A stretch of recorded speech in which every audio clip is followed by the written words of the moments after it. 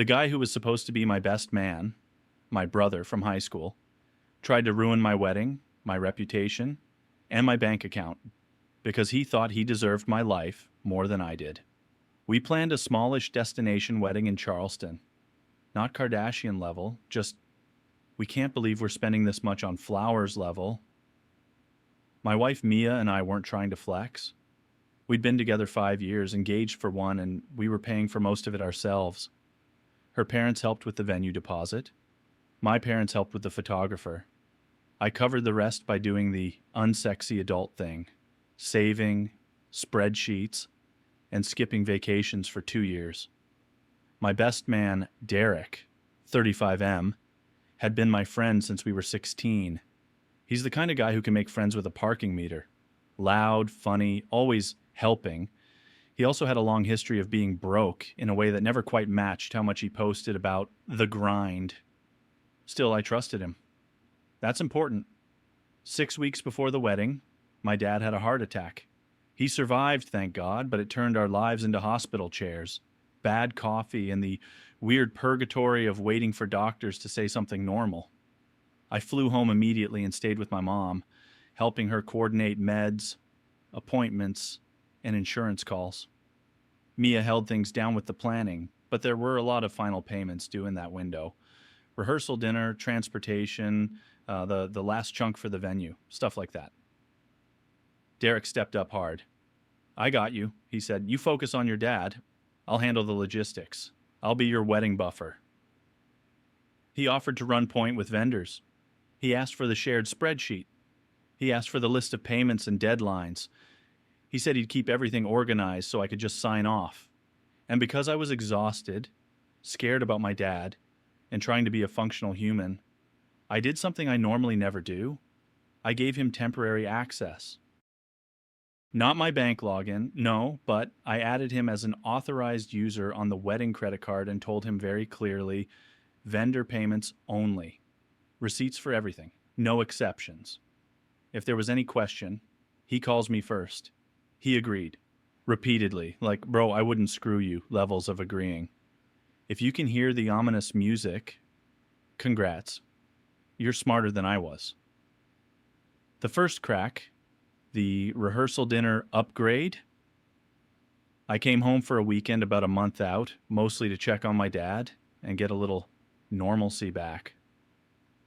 Derek met us for lunch, slapped me on the back, and told me everything was locked. Then he casually goes, "Oh yeah, and I upgraded the rehearsal dinner." I didn't remember agreeing to any upgrades, but I assumed he meant something like reserved a nicer room or added a dessert tray. Nope, he booked a private space at this trendy spot and added a premium beverage package in Charleston, in wedding season. I asked what it cost, and he hit me with, "Don't worry about it, it's handled." That phrase, "don't worry about it," is a trigger for me now. I asked for the invoice. He said he'd send it later. Spoiler, he did not send it later. 2.5 weeks before the wedding, I'm back at my parents' place. My dad is finally home, still weak, doing physical therapy, trying to act like he's not scared of his own heart.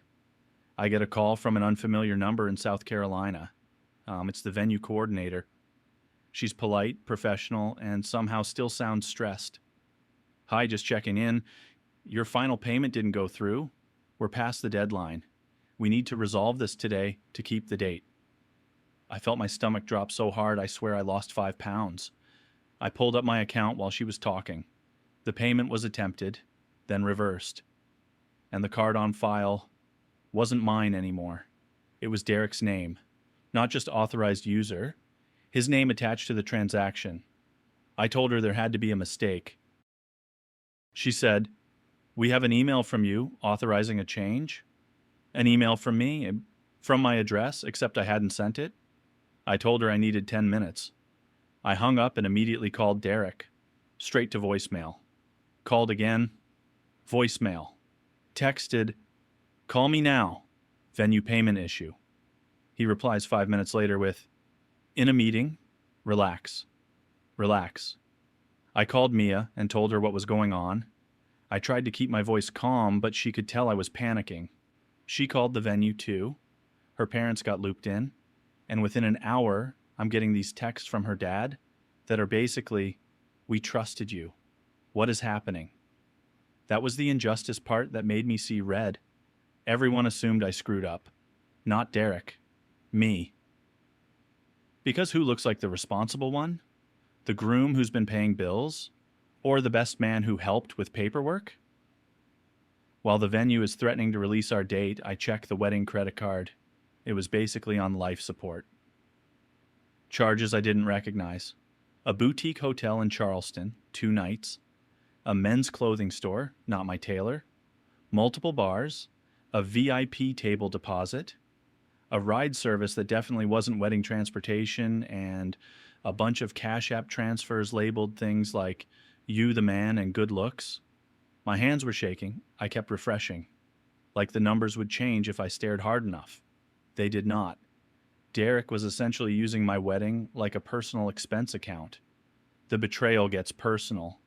I finally got him on the phone by calling from my mom's number. He answers cheerful. "Yo," I said. "Why is the venue saying I authorized a card change through email?" Long pause, then, "Okay, don't freak out." I said, "You maxed my card out. The venue payment bounced. Derek, what did you do?" And he starts getting defensive. He tells me he covered some things because I was being cheap, and he didn't want me to embarrass Mia. He tells me the hotel was for planning purposes. Then he hits me with the line that I still hear in my head because it was so gross. "Man, you should be grateful I even stepped in. Without me, you'd be drowning." I reminded him, I didn't ask him to step in beyond paying vendors I approved. I asked for receipts. He didn't send any. He changed payment info with the venue using my email. He said, "It's not that deep." Then he says, "Anyway, I need you to chill because Mia's already stressed, and if she thinks you're flipping out, she's going to spiral." So now he's controlling the narrative. He's framing me as the problem. Classic. I told him he had 1 hour to forward every receipt and to call the venue with me on the line to fix the payment info. He laughed, actually laughed. Then he said, "You don't get to talk to me like I'm your employee." That's when I knew it wasn't a misunderstanding. This was entitlement. That night, Mia gets a message from a bridesmaid, someone Derek was close with, asking if Mia was okay. Mia was like, "What?" The bridesmaid sends screenshots from Derek. Derek had been texting people that I was melting down, that I was stressing Mia out, and that I might not be ready for marriage. Then he went for the nuclear option. He implied I cheated at my bachelor weekend. What bachelor weekend? I was literally at a hospital, sleeping in a chair next to my dad, eating vending machine pretzels and wondering if I was going to lose him. But Derek knew exactly what he was doing. He was planting doubt, and it worked for about 12 hours because Mia is human, and this was chaos, and Derek was supposed to be a trusted friend. She didn't accuse me, but I could see the confusion on her face, the "what is going on" look. That was the second betrayal. Not just stealing money, but trying to crack my relationship open while I was vulnerable. I'm not a revenge guy by nature. I'm a "please stop being weird and let's fix this" guy. But I realized Derek wasn't interested in fixing anything. He was interested in getting away with it. So, I did the least exciting, most effective form of revenge. I got organized. I called the bank and reported fraud on every charge that wasn't vendor related. They asked the annoying but fair questions. Did you give him permission? Was he an authorized user? Did you benefit from any of the charges? I told them the truth. Yes, he was authorized for specific vendor payments, and he exceeded that authorization. Then I called the venue and set up a password on our account. I told them any changes had to be confirmed via phone with both me and Mia. I forwarded them a copy of my license and asked them to send me the email from me that authorized the card change. When they sent it, I felt sick. It came from my email address. It had my name. It referenced details only someone with access to the spreadsheet would know. But the writing wasn't mine. The tone was off. The formatting was off. And the kicker? The email was sent at 2:13 a.m. on a night I was in the ER with my dad. I had time-stamped photos from that night. Nurses, hospital bracelet, the whole sad scrapbook. I saved everything. Then I pulled my email login history. There was a login from Derek City at 2:09 a.m. I don't even remember blinking. I just stared at it until my eyes hurt. He didn't just misuse my card. He logged into my email. The next morning, Derek finally shows up at my parents' house, unannounced. Like he's the hero arriving to talk sense into me. He strolls in like nothing happened and goes, "All right, let's be adults." My dad is sitting in a recliner, pale, wrapped in a blanket, looking at Derek like he's trying to understand why a grown man is causing this kind of stress in our home. I asked Derek calmly, "Did you log into my email?" He smirked and said, "Here we go." I asked again. He said, "You gave me access because you needed me. Don't rewrite history now." I said, "Access to a credit card for vendors, not access to my email." And this is where he really showed his true face.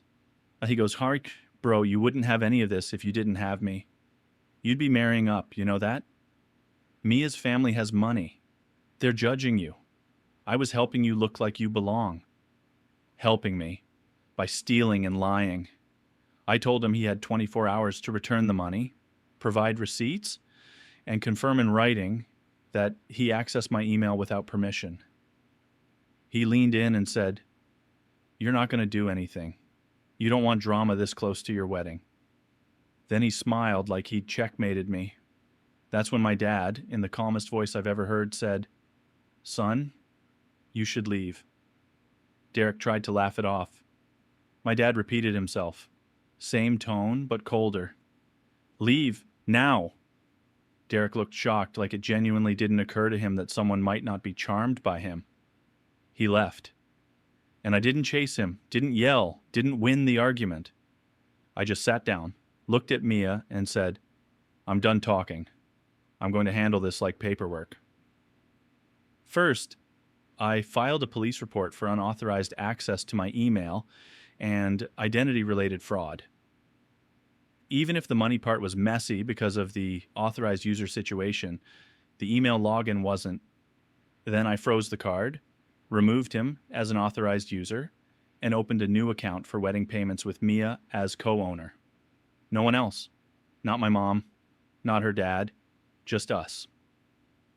I sent Derek a certified demand letter, itemized unauthorized charges, copy of the email login record, copy of the venue's forwarded email from me, deadline to reimburse, or I'd pursue civil action and continue cooperating with the fraud investigation.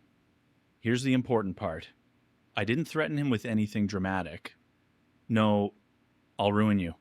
Just, "These are the facts, these are the documents, and these are the next steps if you don't make it right." Then I stopped responding to him entirely. Within 2 days, Derek tried to call Mia. She didn't answer. Then he tried texting her that I was overreacting and being emotional, and that he was the only reason the wedding was even decent. Mia blocked him. Then he did what people like Derek always do when they lose access to the people they can manipulate. He went to the group chat. He told our friends I was accusing him of fraud because I couldn't afford my own wedding. He tried to paint himself as this generous friend who fronted money for us. Except I had the statements, so I didn't argue in the chat. I posted one message. "I'm not debating this here. If you were directly told something about me cheating or being broke, you were lied to. Derek accessed my email without permission and used my card for non-wedding expenses. Anyone who wants proof can DM me." I expected maybe 2 people to reach out. 12 people did. And once I sent them receipts, the group chat went silent. That silence was the sound of Derek realizing he couldn't out-talk bank statements. The bank reversed a chunk of charges after their investigation, but not all of them. Some were considered authorized user transactions, which is as infuriating as it sounds. So, I went the civil route for the rest. Small claims, itemized, clean. Derek showed up acting confident, wearing a suit like he was auditioning for guy who definitely watches Hustle podcasts. His argument was basically, I authorized him, he helped. The charges were wedding related vibes. I was ungrateful. The judge asked him for receipts. He had screenshots, not originals, not invoices, not confirmations, just screenshots. The judge asked me for evidence.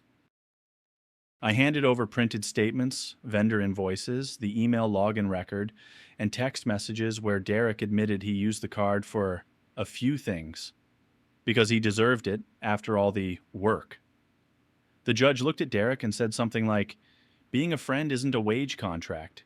Then she ordered him to repay the remaining amount plus filing fees. Derek's face did this weird twitchy thing, like his brain couldn't compute consequences. We kept the date. We reshuffled payments. Her parents helped bridge a gap, and I paid them back over the next 6 months like a normal adult. My dad made it to the wedding. He walked me down the aisle, slowly, with a cane. But he did it. I cried like an idiot. Mia cried. Her dad cried. Even my uncle cried, and he's basically a stone with a beard.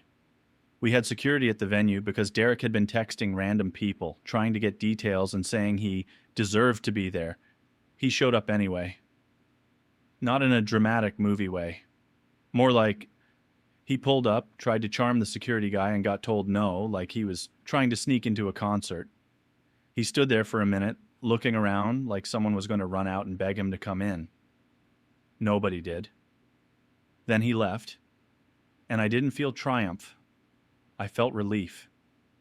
A month later, I found out Derek got fired. Apparently, he'd been telling people at his job that he was going to Charleston for wedding responsibilities, but he'd also used his work email and some of the vendor communications, and his boss got dragged into the mess when the fraud stuff started escalating.